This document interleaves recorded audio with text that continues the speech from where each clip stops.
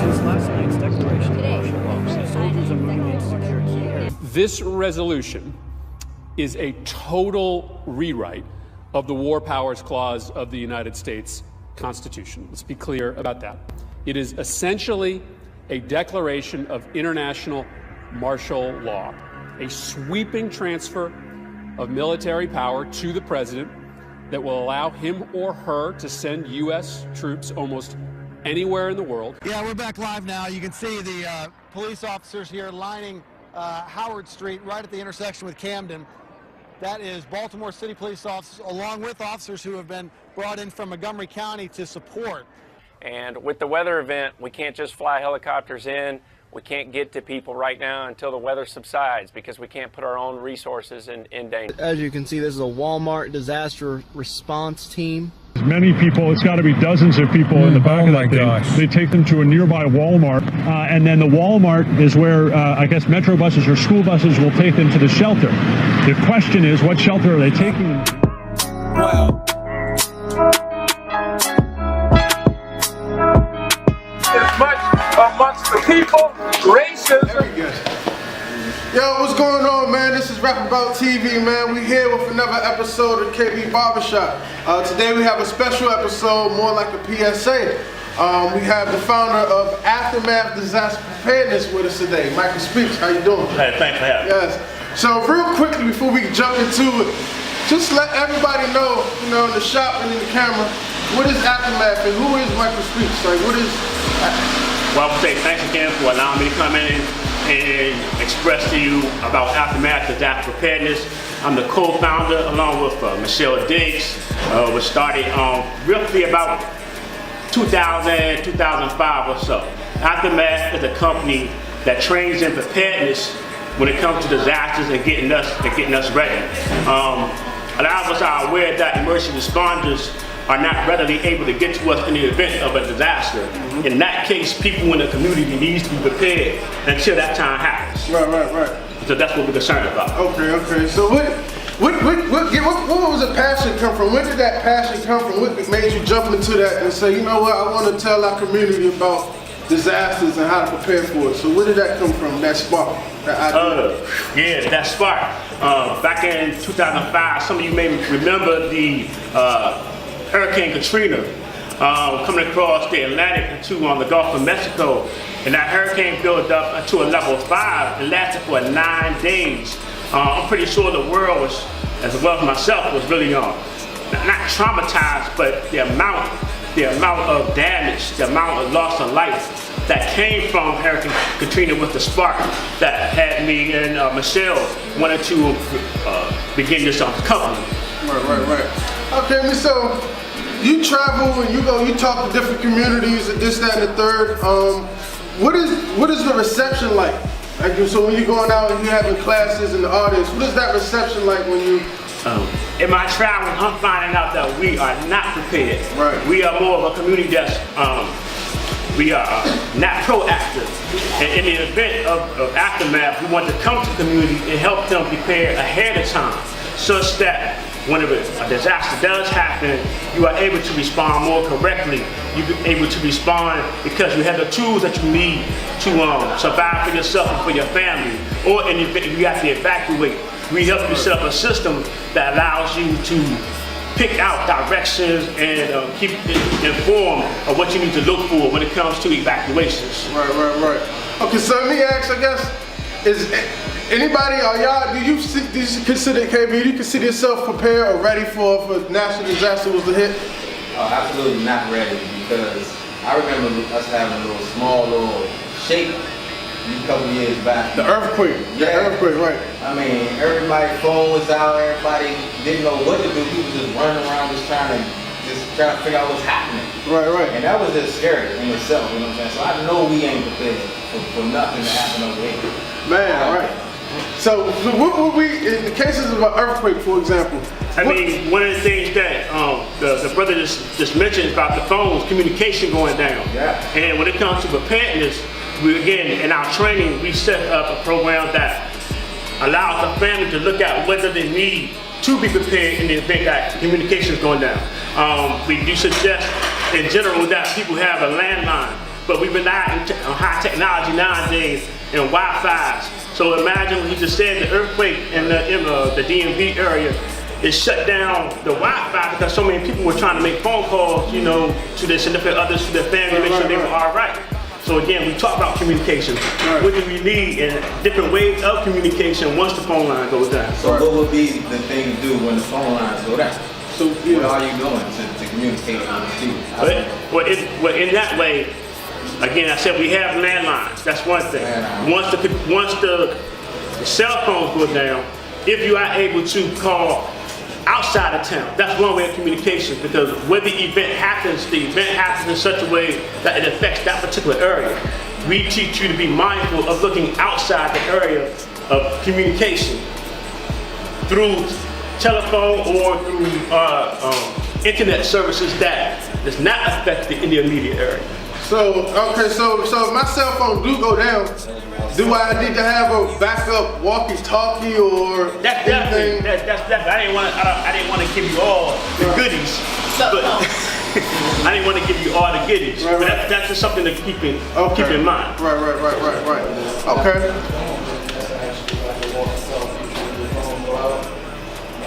Cell towers and stuff like that. Right. I heard that there was like a app that you can download to your smartphone that still allows you to have your phone act as a receiver. I didn't know that. Radio. Do you have that app? I know I seen it on YouTube or something like that. Just watching like little dudes, they prepping videos, you know, they send updates and ads. They point you like different places to go just in case an emergency do break out. So my question is, if you heard about it, why don't you have that app? Like, what's stalling you? I'm talking to our community. Why don't you have the app? It's probably one of those things like ain't nothing gonna happen. Well, ain't nothing gonna happen. Ain't nothing gonna happen. If it do happen, I can just go ahead and download it, you know. But now that I said that, now you're talking about it, it's like I don't even remember the name of it. You know what I'm saying? But I do know that it's out there, so I'll go ahead and look it up. You know, just put in some random name that might come up as like context clues and stuff. Pops up. But yeah, probably like the simple fact that nothing's happened yet. You know, you probably don't think nothing's going to happen. You know, so that's probably one of the things that might keep the whole community in. That's me. And that's, you know, that's not you. That's our community. That's all. That's how I was thinking. We're a very reactive community, and that's why Aftermath was established, because out of all the tragedies and the disasters that occur, we get affected the most. Right. And if you notice in Katrina, there were just bodies piled up for the lack of knowledge. Right. So that brings me, you good? You got anything? You guys are working in the insurance industry. Insurance agents, a lot of the agents and claim reps need to be ready and be on duty for disasters, for being able to help out with emergency payments and things like that. Right. Just, you know, people for shelter and things like that. But it's a lot of, lack of knowledge, lack of being prepared. Right. So that brings me to, because, okay, and it's good that you got this, because outside of you, it's just FEMA. And so recently, FEMA, so like Puerto Rico, they had that major hurricane in Puerto Rico last year. And we're in 2018, they still haven't found stability. They still don't have enough supplies and this, that, and the third to help the community out there. So what do you, from where you sit, what do you look at FEMA and what do you think about when you hear things like, okay, FEMA is not prepared for disasters where they should be? Well, overall, you know, if you weren't aware, FEMA stands for Federal Emergency Management Agency, and understand that FEMA is an agency that is a resource federal government company. It's hired people that look out for the infrastructure of the federal government first. Because they are a resource company, they can pull from the different government agencies, emergency department, infrastructure department of Homeland Security, different logistic issues that they may have in order to use that information to help during disaster preparedness. Now, FEMA only act out when it's asked to act out. If you go through a disaster in your community, they're not going to readily just come to you. Right. The governor has to declare a disaster emergency. And even with that, the President of the United States has to authorize FEMA to come in and implement their rules. Now we see during Katrina, that again, we go back to Katrina, that's what started everything, that how they weren't ready to help us out. Help the people. Prior to, the resources weren't there. And not only were the resources weren't there, during the event, even after Hurricane Katrina died down, Hurricane Katrina died down, the items that were needed, dietary, food, shelter, special needs, even when it comes to your animals, we didn't have those things in place. Right. So one of the things that really impacted me was that the people of Louisiana were displaced, and some of those people came to Washington D.C. and were housed and sheltered at the National Army located in Washington D.C.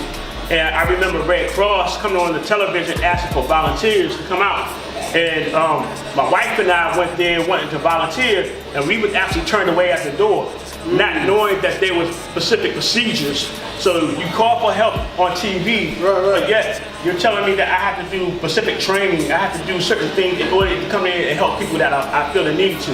And Aftermath, again, is about trying to prepare us now, because when emergency responders cannot come to us, then we know how to look out for one another until that happens.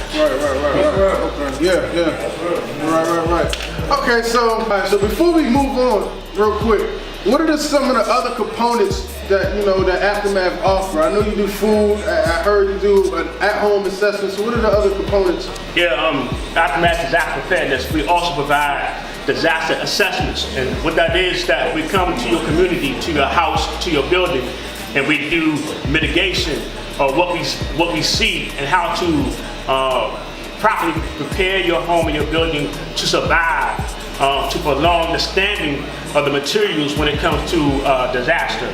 That's a form of mitigation. What would we do here if it was a hurricane, Mo? Hurricane. If it was a hurricane, we would get away from all the windows. Probably, I guess, the door sills. Yeah, in the back room. The door sills or something like that. I don't know if it's a hurricane or earthquake. It's the door sills and under tables and stuff. But I guess I know for sure if it's a hurricane, get away from the windows. Right. So you see, guys. So he said, if it's a hurricane, get away from the window. For every disaster, it's like this. Just get somewhere to hide, right? Run. But do we need to be elevated? Because water's going to come in. It's going to flood out all of this. We need to go up a level. When it comes to flooding, you always want to go higher, but use the example of a hurricane. Let's do better than that, because when it comes to a hurricane, we normally have time to do something. Let's look at a microburst. Anybody familiar with microburst we had a couple months ago here in Hyattsville?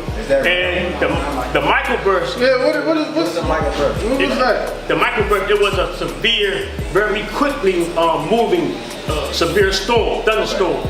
And it happened so fast, and the winds were so strong that some of the apartment buildings actually lost rooftops, and fires broke out. So let's say, for example, whether it's a microburst or a hurricane here at the barbershop, one thing I'm looking at is the awning outside the barbershop, right? I know, depending on the strength of the barbershop, the awning is going to be gone.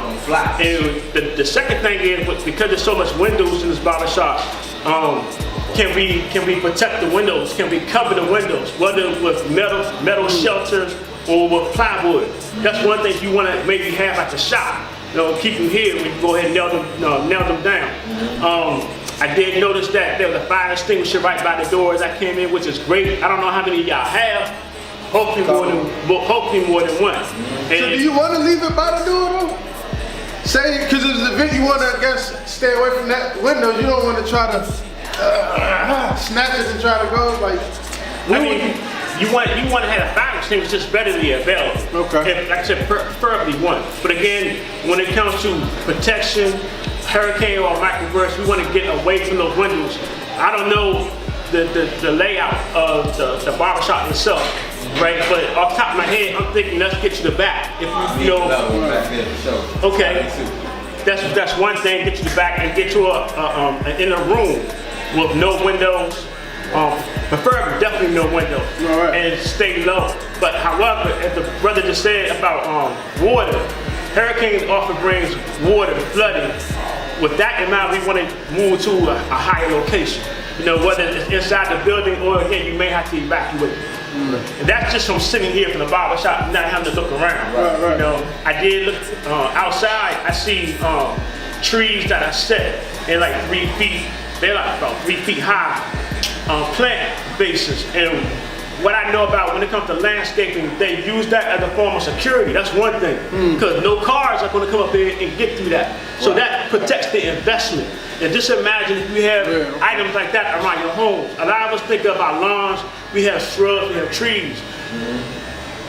Some people have statues, and some of those statues are there not just to look for decorative purposes. They're there for security purposes. You see that around the government agencies. The trees that I see out front, they're not that big. But let's say if they were quite tall, you may want to cut down the limbs. You may want to keep it still beautified, but in such a way that a hurricane come through, that the tree can still withstand when the leaves won't fall off and come through the building, through the window. Right.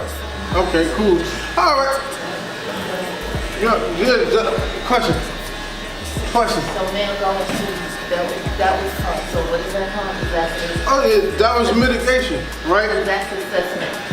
What is that called? So that's disaster assessment? Right, that's called disaster assessment. That's DPA. Again, we have training, disaster assessment. And I'd like to also bring out that we also sell freeze-dried food.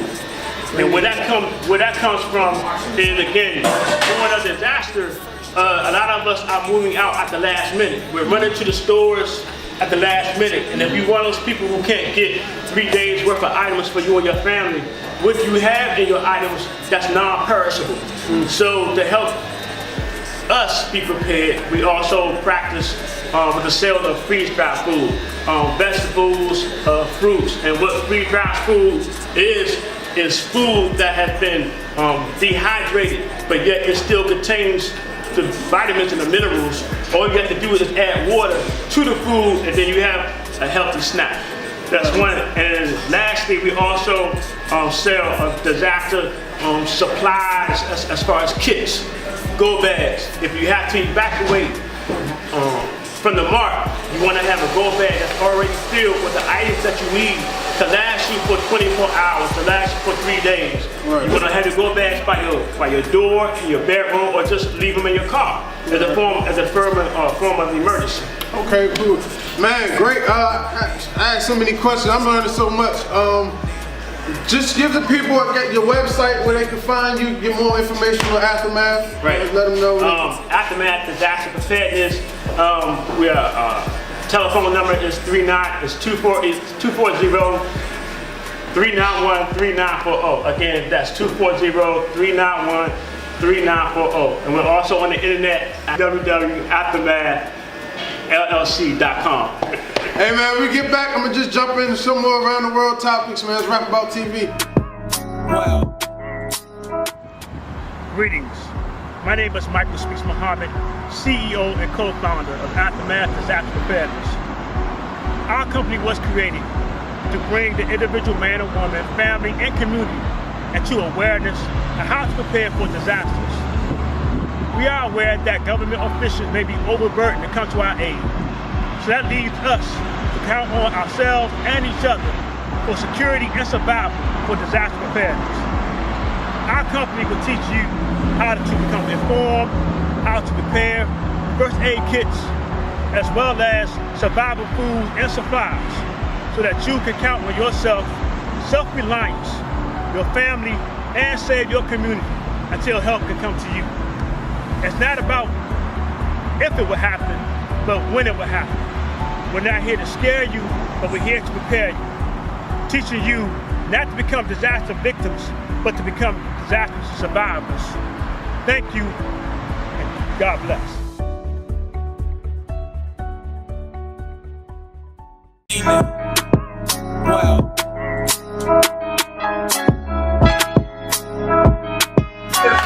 amongst the people, racism